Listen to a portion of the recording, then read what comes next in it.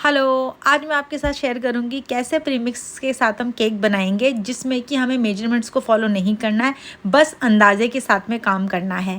ठीक है, यहाँ मैंने ले लिया था 7 इंच का टिन और यहाँ मैंने 1 कप और 1/4 कप मैंने कप ले लिया था।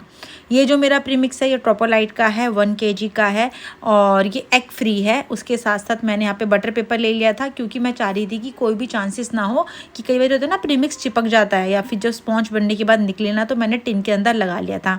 यहाँ मैंने सिर्फ ऑयल किया था, मैंने किसी भी तरीके से मैदा डस्ट नहीं की थी। यहाँ मैंने प्रीमिक्स पाउडर अपना ले लिया था, तैयारी मेरी फुल हो चुकी थी, तो मैंने सोचा था मैं अभी लूँगी 1 कप प्रीमिक्स पाउडर क्योंकि मैं एक बार देखना चाहती थी कि एग्जैक्ट मेजरमेंट क्या होती है ½ kg की। तो यहाँ पे मैंने ले लिया था आपका 1 कप। और आपको याद होगा मैंने अपनी एक शॉर्ट्स में बोला था कि अगर आपके प्रीमिक्स के अंदर अगर वो है क्या कहते हैं एग है, तो आपका जो प्रीमिक्स है थोड़ा सा येलोइश होगा। और ये देखो ये एग फ्री है तो बिल्कुल वाइट है। और यहाँ मुझसे थोड़ा सा मैस हो गया था, ये गिर गया था तो मैं इस पैलेट नाइफ़ की मदद से इसको डालने की कोशिश कर रही थी कि इसको फेंक देती हूँ वरना तो मुश्किल हो जाएगा। तो यहाँ से मैंने इसको क्लीन कर लिया था। अब करना क्या था मुझे, मैंने अपना प्रीमिक्स लिया। इसके अंदर मेरे से जो गलती हुई थी कि मैंने बर्तन बहुत बड़ा ले लिया था, अब थोड़ा छोटा बर्तन लेना। साथ के साथ मैंने थोड़ा थोड़ा करके पानी डाला था। आप एक साथ मत डालना, हल्का हल्का पानी डालना। और जैसे कि मालपुआ होता है या फिर आपका जो पुए होते हैं ना, पुए बनाते हैं, उस तरीके का बैटर होना चाहिए। इतना ना ज़्यादा गाढ़ा ना ज़्यादा पतला, रिबन की तरह होना चाहिए। आप देखोगे सब पुए बनाते हैं, अभी पकौड़ियाँ बनाते हैं ना हम लोग कड़ी के लिए, इतना टेक्सचर कुछ ऐसा होना चाहिए इस तरीके का। बहुत पतला नहीं करना ना बहुत गाढ़ा करना। बहुत गाढ़ा कर लोगे तो क्या होगा, बेक होने में बहुत हार्ड हो जाएगा। और यहाँ मैंने थोड़ा सा स्पीड बढ़ा दी थी वीडियो की और यहाँ मुझे अप्रॉक्स 1 से 2 मिनट लगा था इसको अच्छे से मिक्स करने में। तो आप इतना टाइम तो लगाना। मैंने यहाँ पे इसका विस्कर का इस्तेमाल इसलिए किया है ताकि जिनके पास हैंड ब्लेंडर नहीं है वो भी इसको बना सकते हैं। अगर आपके पास हैंड ब्लेंडर है तो आप आराम से उसका इस्तेमाल करो। और मैंने यहाँ पे अच्छे से मिक्स कर लिया था। ऑयल मैंने इसके अंदर डाला था अप्रॉक्स 1 टेबल स्पून, मैंने ज़्यादा नहीं डाला था। पर अगर आप थोड़ा सा ज़्यादा डाल भी दोगे तो कोई फ़र्क नहीं पड़ेगा। बस जो ऑयल होता है ना उसका काम मॉइस्चर का होता है बेसिकली। यहाँ मेरा ये फर्स्ट क्लास बन के तैयार हो गया था बैटर। अब मैं क्या करूँगी, अब मैं इस बैटर को डालूँगी अपने टिन के अंदर। टिन में डालते हुए ध्यान रखना, एक बारी क्रॉस चेक कर लेना कि बहुत ज़्यादा गाढ़ा ना हो। अगर आपका बैटर थोड़ा सा भी गाढ़ा होगा ना तो आपका केक के ऊपर से एक क्रैक नहीं आ रहा था अजीब सा ब्राउन, वो हो जाएगा। यहाँ मैंने साइड में से सारे के सारा जो मेरा बैटर बन के तैयार हुआ था उसको निकाल लिया था और यहाँ मैंने इसको टिन के अंदर डाल दिया था। टिन में जब डाल रहे हो देखो किस तरह से रिबन गिर रहा है ना, इस तरीके से डालना है आपको ताकि एकदम पता लगे कि आपको ये नहीं बहुत गाढ़ा है, एकदम लम्स गिर रहे हैं।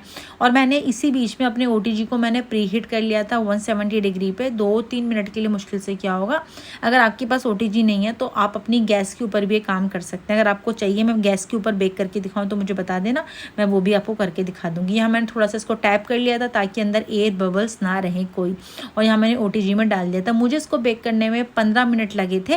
मैंने इसको थोड़ा लो टेम्परेचर पर बेक किया था। और यहाँ पे मैंने मीनवाइल थोड़ी सी सफाई कर ली थी क्योंकि बहुत ज़्यादा गंदा हो जाता है, मुझे बिल्कुल पसंद नहीं। और यहाँ मैं कोशिश कर रही थी देखने की बाहर से कि कितना बन रहा है, कैसे बन रहा है।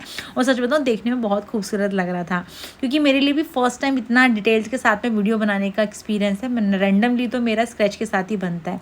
और ये देखो कितना सुंदर लग रहा है। आप इसे बोल सकते हो कि ये प्रीमिक्स के साथ में है, मतलब इस तरीके से। मतलब इसको मैंने सच बताऊँ मैं इतना एक्साइटेड थी, मैं इसको ठंडा होने का टाइम भी नहीं दे रही थी। मैं बस सोच रही थी कि कैसे भी करके इसको जल्दी से डीमोल्ड कर लूँ और देखूँ कि ये नीचे से कैसा है, जला है या नहीं जला है।